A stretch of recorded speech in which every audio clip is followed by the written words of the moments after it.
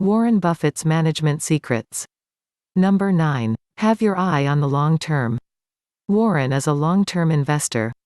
His favorite holding period is forever. This long-term perspective has produced his great wealth.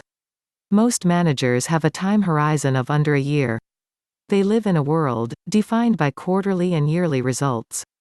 If they do better than planned, they get a bonus and/or a promotion. Fail and heads roll. This keeps management focused on the short term, killing any long-term planning, often with no plans to exploit future opportunities. Reactive management as opposed to Warren's proactive approach. Warren asks new managers to stop worrying about short-term ups and downs. Focus on making the business strong and viable for the long term. Focusing on short-term trends makes those managers poor allocators of capital. This creates two very big problems.